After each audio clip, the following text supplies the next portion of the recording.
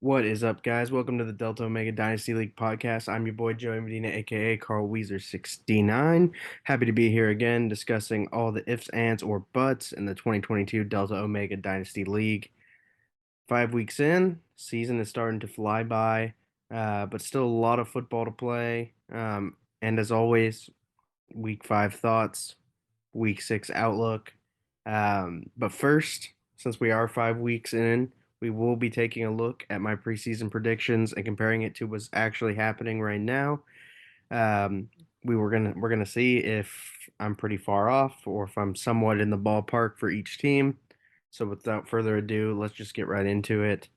Um, Starting right from the bottom, and then working our way up of my preseason rankings. We're gonna start at number 12, which I had as Liam. His projected record was a whopping 1-13, and his current record is 1-4. Um, all right. So looking back, projecting Liam or any team for that matter with one win was probably not a safe bet. As fantasy football, as we all know, can be wildly unpredictable and pretty much anything can happen. Hindsight is very much so 2020, but I should have given him a couple more wins, considering he had quite a bit of young talent through the draft, and got better by trading for Russ and Cortland Sutton. Um, Although it's still possible in theory that he hits preseason projection of 1-13, it's very likely that he'll surpass it.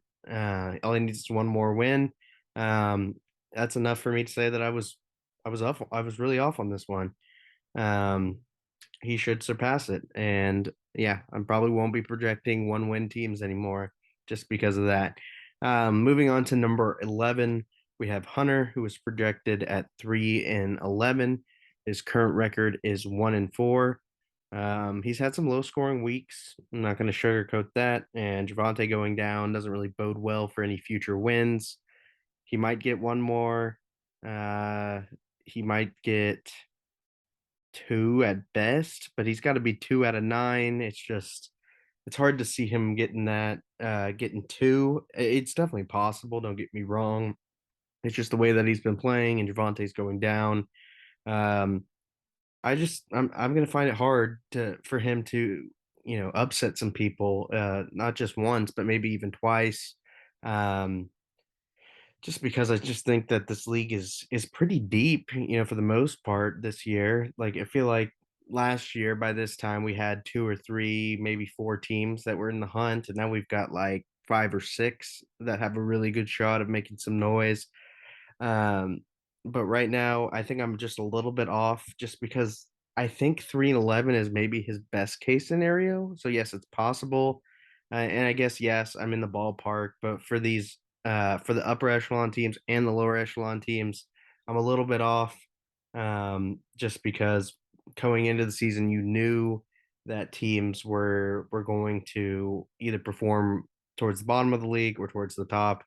And for him, 3-11 seems like a best case scenario for his win total, but maybe worst case scenario for his rebuild. But 3-11 could very easily still be in contention for the number one pick. Moving on to number 10, in the preseason, I had Tommy as number 10. And yes, spoiler alert, way off on this one as I projected him to go 3-11. He currently sits 4-1, as his team has been a pleasant surprise this year, as he may end up with more wins this year than reposts of that girl's story on his Instagram. Sorry, Tommy. But congratulations on hitting the over on your win total already. I think you're the only team to do that this far. Um, On to number 9. I'm sorry. I had Max at number 9, who was projected at 5-9, and he currently sits at 2-3. He's on track to hit his projections as 6 out of 9 of his remaining opponents all have winning records. I think I'm in the ballpark for this one, and I just think that uh, the jury's still out if he can surpass it. But I think 5-9 was pretty good, and as at this point in the season, I should say. Just needs 3 wins, 3 out of 9. I think that's doable for him, and I think he can hit his projection. Moving on to number 8, we had Kyle in our preseason rankings.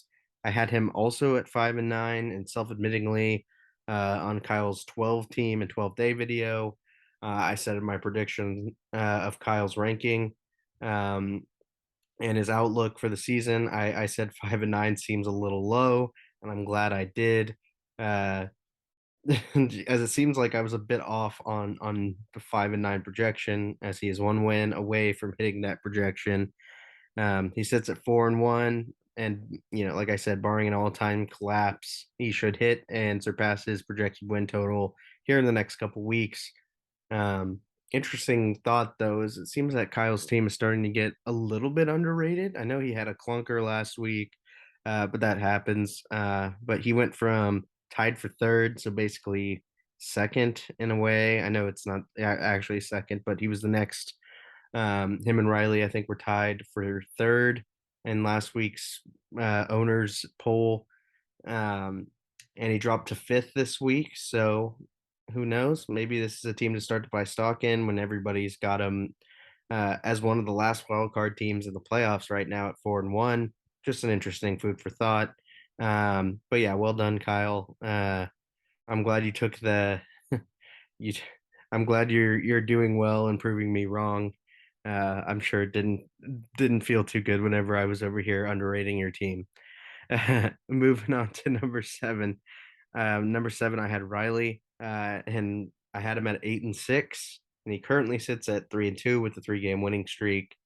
Honestly, I'm not too upset about the prediction. I think it's probable he'll outperform his record, but I do think the prediction could have been worse. I could have given it a worse record, but 8 wins is that's still pretty good. Like it's nothing to scoff at. But what I'm really upset about this prediction is I had him at the number 7 instead of inside the playoffs, when I should have known that Riley and his knowledge of fantasy football will probably have him in the playoff picture. Um, I think I'm still in the ballpark here. I think 9 and 5, maybe 10 and 4 if he gets really, really hot, is looking what it could is maybe what it could be. But 8 and 6 is seeming like a good safe floor for this team. Um, a lot to be determined, but 8 and 6 is I'm not upset with that. It could have been worse. It could have been worse. Because I do have some bad takes. Moving on to number 6, I had Lewis at 8 and 6 in the beginning of the year. He's currently 1 and 4, and right, and this one doesn't seem so good. And I might concede the 8 and 6 record because for that to happen, he'd have to go 7 and 2 in the final 9 games to win it. But I do think he will end up being in this ballpark. And when I say ballpark, I mean within like 1 or 2 games. Um, this team played is playing better. He put up 110 points last week. He's got Irv next week, or this week, I should say. He's got, or let me rephrase. All right, over the next 5 weeks, he's got Irv, Liam twice, Max, and Jansen. And when fun fact about that Jansen game is Nick Chubb and CeeDee Lamb are on bye when he plays Lewis. Um, so these are his next 5 opponents, and these are all 5 winnable games, if not favored games. Um, I wouldn't be surprised to see Lewis go 4 and 1, maybe 5 and 0 if he's still playing well in this stretch. I don't think that's too bold of a take. But yeah, I would be surprised to see this team get into the ballpark of that 8 and 6 prediction, just because the strength of the schedule, like I just said, and I think Luke could get hot right here and go on a little streak and start to climb up that leaderboard rankings. Um, Moving on to number 5, we have Dakota, who also is at 8 and 6. He currently sits at 2 and 3. I'm also liking this one. Um, you know, I think we've said it. Riley said it in a couple of his documents that um, his early schedule has been brutal. However, this team does put up a lot of points, and only 4 out of his last 9 games are against teams with winning records right now, including Hunter twice. Um, I think he's still in contention for that 8 and 6 ballpark range for sure. Because yeah, he does score points, and I think he can make it into the playoffs at his current rate. Just needs to get some wins and stave off these good teams that are putting up ungodly numbers. At number 3, we have Irv, and this one really hurts. I had him at 10-4. I bought into the late season hype last year. Not impossible that he can get to 10 wins, but it's like I would say 1% chance of happening. I was way off on this one as he started the year at 1-4 and will likely realistically have a ceiling of 5 or 6 games. Um, yeah, we'll just leave it at that. Moving on to number 2, we had Trevor at 12-2 projected, and his current record is 4-1. That record will be hard to get to, don't get me wrong, but this team is really good and it should definitely be in the ballpark. He has 5 games against teams with losing records right now, and it should help the 12-2 dream stay alive. Um, yeah, that's I like this one. I'm glad. Not that I don't think it was a hot take at the time because he did. I think he went like 12-1 last year. That's why I kind of based it on this year carrying it over. He lost CMC, but he gained Montgomery. So small step down. I gave him one extra loss. And it's looking like one of my better predictions so far. And then finally, at number 1, we had myself, who humbly put my own team at the top of the preseason preview with a I can't remember, a project record of 12-2 as well, I believe. Um, Another bold take, I think. My current record is 3-2. The projection is still possible. It wasn't looking good at week 3 because I would have to, after week 3, I would have had to win 11 straight to hit it. At this point, I have 9 more games to win in a row to hit the 12-2 projection. Um, I'm not too confident in the 12-2 dream on this one. It's likely to die and not happen at some point this season. But I don't know if anyone would be surprised if I did rattle off 9 straight wins. Um, and then when I'm looking at it realistically, if I'm having a couple of bad weeks and I drop a couple games, I think 9 or 10 wins at minimum is looking like what it could be. So I'm thinking I might be in that ballpark of that 12-2 range. So I'm not too mad about this one either. Um, so yeah, we just went through the whole list, and it was very interesting to look back at my previous predictions and look at how they've kind of how things have kind of happened, how bad they've been, how good they've been. But overall, I'm thinking to myself, I'm like, wow, this could have gone very, very south. I could have been completely wrong, but outside of Irv and Tommy, who if I had flip-flopped in the rankings. I think this was a pretty decent uh, preseason preview. I'm not upset with it. It's hard to predict, but yeah, could have been worse. Could have been worse. So yeah, that is the preseason preview kind of check up on the season. I think we'll bring that back here in a couple more weeks. Um, so yeah, usually we go into the week 5 results right here, but I want to touch on a couple things that happened this week in the NFL. First, I want to talk about Devontae Adams's, fracas, or dare I say brouhaha. There you go, Riley. Snuck it in there. Um, anyways, that whole Devontae Adams thing, I was thinking to myself, and I didn't. Just saw a couple like Stephen A. and Colin Cowherd talk about it after I wrote this down. So it kind of makes me seem like I maybe stole it from them, but I did write it before I saw it. But I kind of got the impression in this whole Devonte Adams thing that cameraman is kind of a total scumbag, right? I get it. All right, don't get me wrong. Devonte shoves a regular person, um, just someone like you and me that's just doing their job, and that is a big no-no. How hard is it not to put your hands on somebody that you're not supposed to put your hands onto? So I'm not going to defend Devonte Adams at all, just because you got to be better than that, even after a tough loss like the Raiders just had. But but like going back to this cameraman, right? Do you really got to file a police report? Like I get it. I mean, I get what he's trying to do. Everybody knows what he's trying to do. It's a money grab, right? Trying to get the bag, but it just doesn't make sense. It doesn't make sense if you're going to try to get the bag, you got to come up with better injuries than, minor headaches and whiplash, right? Because if you really want money, I've got about 67 cents in my pocket for your mini headaches and your whiplash. Uh, I don't have any sympathy for this guy. Just, Devontae made a mistake, and I don't think it'll happen again. And for those, I mean, we've all, for the most part, played some competitive sports and have had some tough losses, and you know how it is. Um, and that's just without people taking. I mean, no one cares about Pee Wee or youth or JV or junior high sports that much to take pictures or report on it. So you know, I'm gonna cut Devontae a little slack just because I've been there for for tough games, but still, you got to know better not to push somebody. Anyways, that's just that. And then I have to touch on the roughing the passers, right? I, I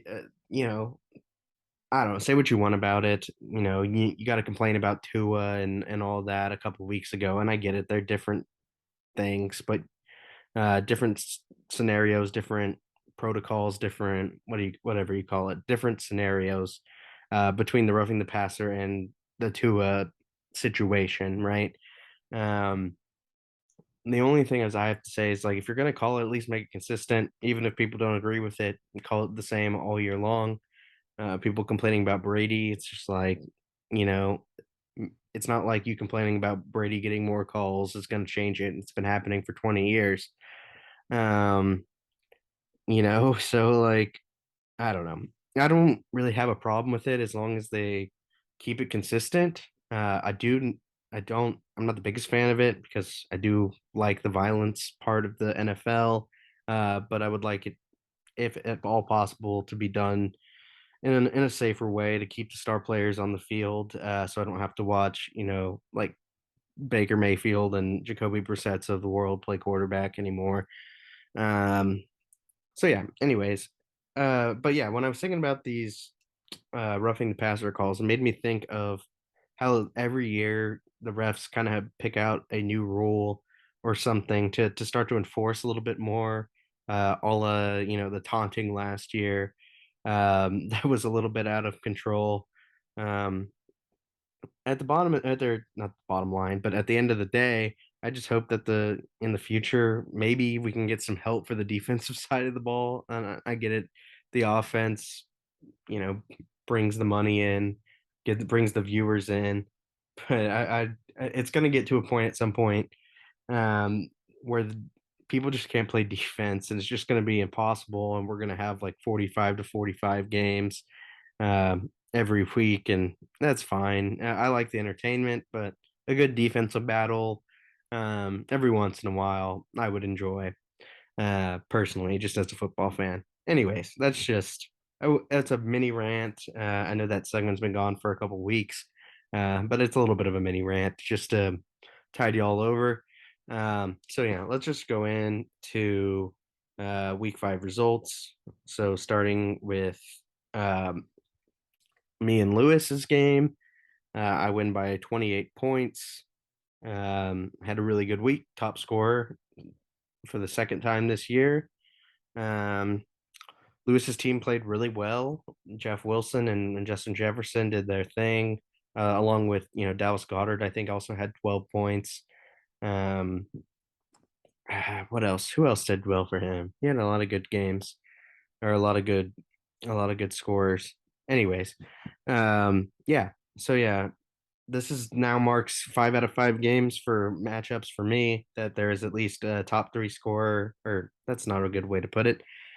Every game this year that I've played, make it 5, there's been a top scorer featured in a game that has been played with me, whether it's me or my opponent. Just a fun little note that I didn't really realize until I was looking over the previous games. So yeah, takeaway is I had a really good week. Second week in a row, putting up 130 plus. Lewis had a really good week, hoping that he can string a couple more weeks like that as his schedule gets a little bit easier and rack up some of the wins. And then we'll get Norman We Tribe um, right back up to the maybe not the top of the standings in the leagues, but not on the bottom anymore. We can do better than that. Anyways, moving on to Riley versus Liam. Riley wins by 19 points. Initial takeaway, sneaky under the radar, 100-point game for Riley. Just because the whole league, I think like 6 or 7 teams scored over 100 points. Um, and then another takeaway is Liam's future really looks starting to look bright, and every week it looks even brighter, in my opinion. So, well done, Liam. Stay the course. Still, you're getting there. You and Hunter both are going to be scary here soon. Moving on to Max and Irv. Max wins by 22 points. Irv's woes continue as he drops another one. Um, we'll have to see if he turns it around. Big matchup against Lou this week. Um, somebody's going 1-5. That'll be interesting. Anyways, Max showed a pulse of life this week, scoring 90 points instead of 50 or 60 like usual. But yes, I do have to admit he was fortunate to play Irv this week because he only outscored 4 other teams. But a win is a win, 2-3. Uh, Keeping himself in the mix a little bit. He's in the hunt right now still. If he can get hot, him and Devontae and Rogers to start to hit their stride, not together obviously, but um, independently on their own teams. Maybe we can see a string of Max wins, and maybe he gets into the playoff picture. Maybe, uh, I'm not too confident in that, but you never know. He's done the impossible before twice. Moving on, next game, Trev versus Dakota. Trev wins by 14. Another big point explosion for Trev, 124, 25, 125 points. Dakota once again puts up 100 plus for the third time this year, which leads all teams with a losing record. Hang in there, Dakota. See, schedule's getting easier. Can't get much harder. You'll be all right. Moving on, Tommy versus Kyle. Tommy wins by 68. I think this was my game of the week last week. But these things happen. Kyle throws up a clunker.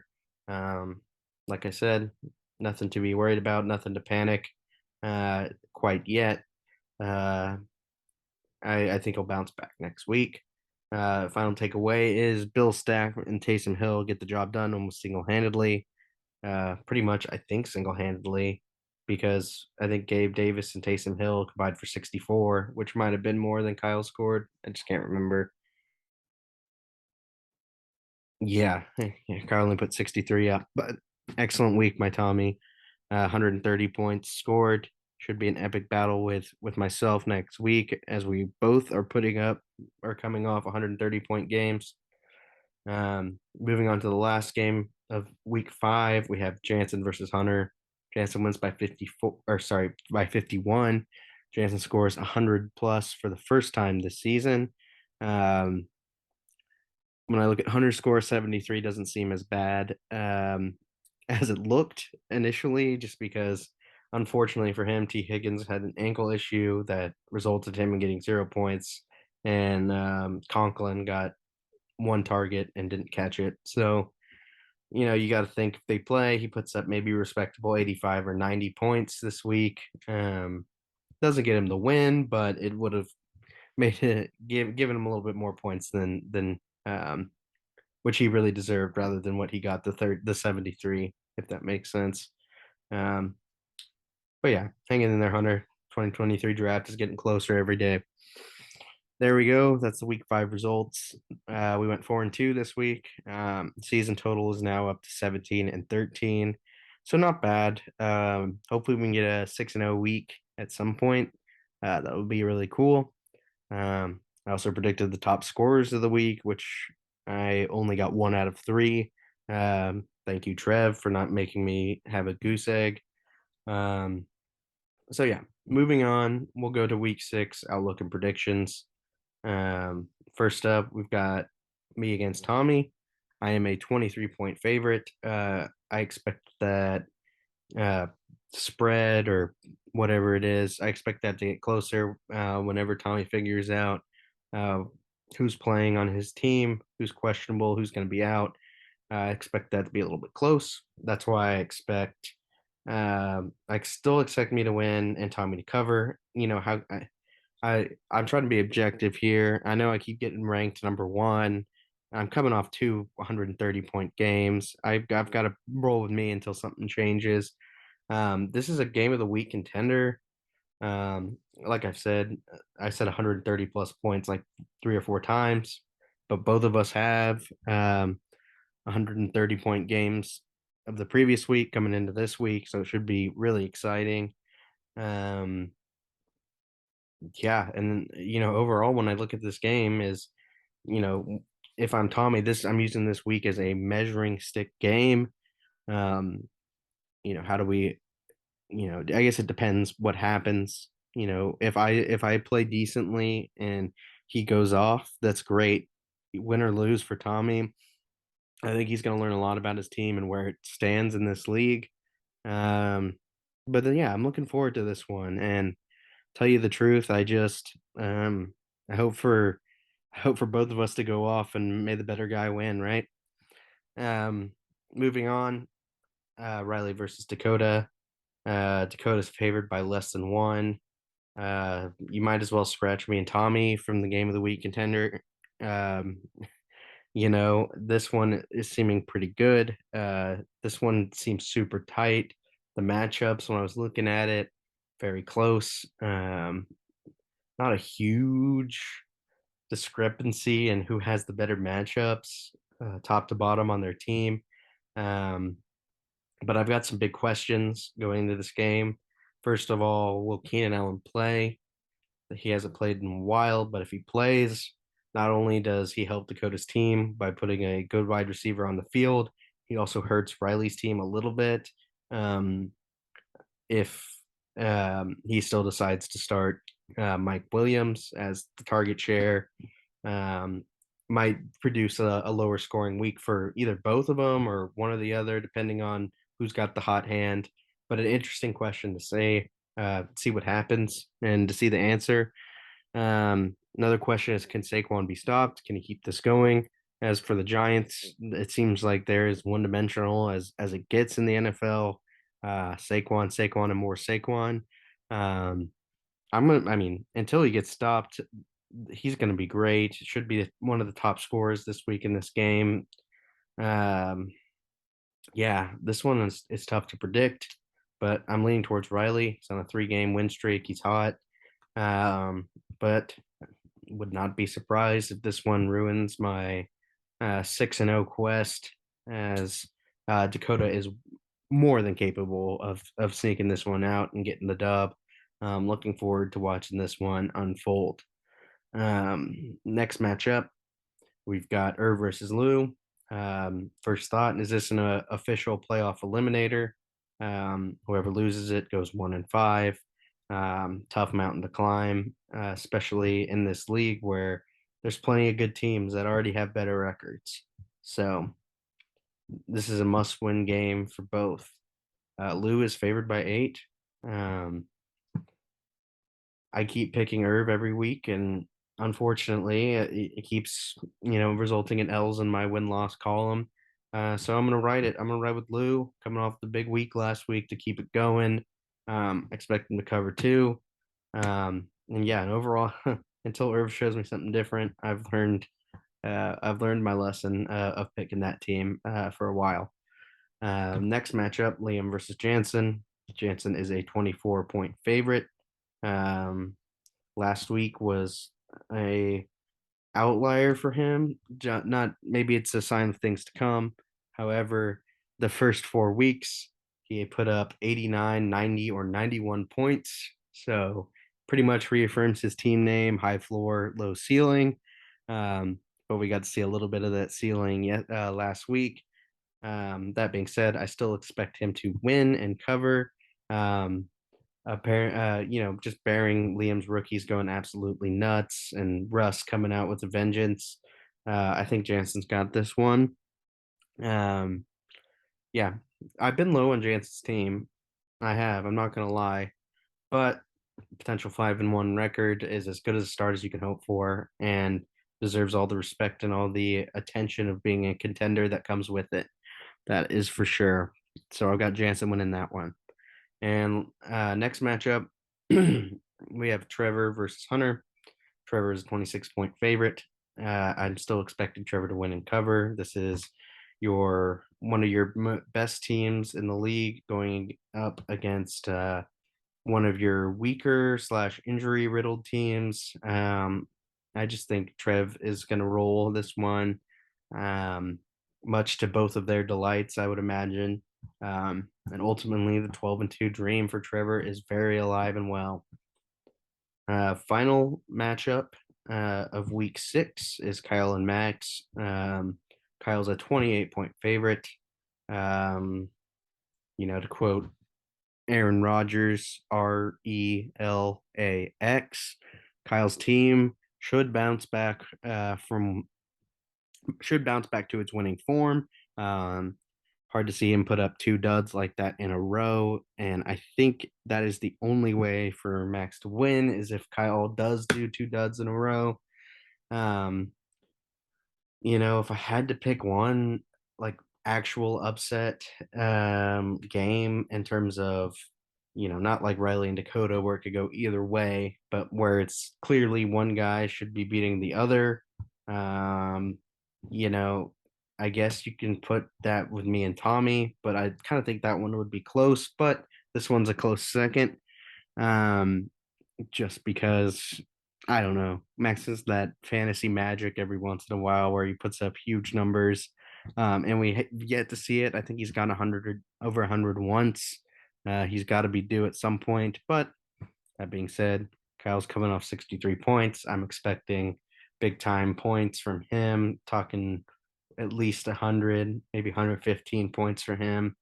I hope just to get him back in the on the right track. Um, all right. So yeah, that's the week 6 outlook. As for top scorers, this week I will be picking myself, Trevor, and Riley.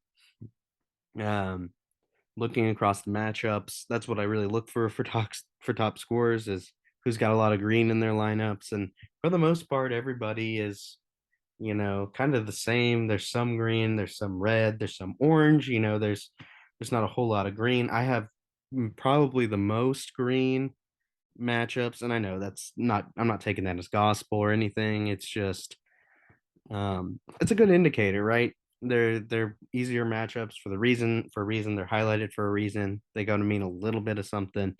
Um, but yeah, I've got a lot of green, so add that on to what my team's doing. I think I should be able to squeak into the top 3 this week, barring anything crazy. Um, and then Trevor and Riley are just 2 firepower teams that I think could put on a lot of points. And I think they're just my best bets this week. Um, so yeah, that's who I'm going with. I'm going with me, Trevor, and Riley as top scorers, as well as Kyle, Trevor, Jansen, Lewis, Riley, and myself to win this week. We'll see if I'm right, see if I'm wrong. Regardless, I'll see y'all next week. That'll do it for this one. Thank you again for watching. See you next week.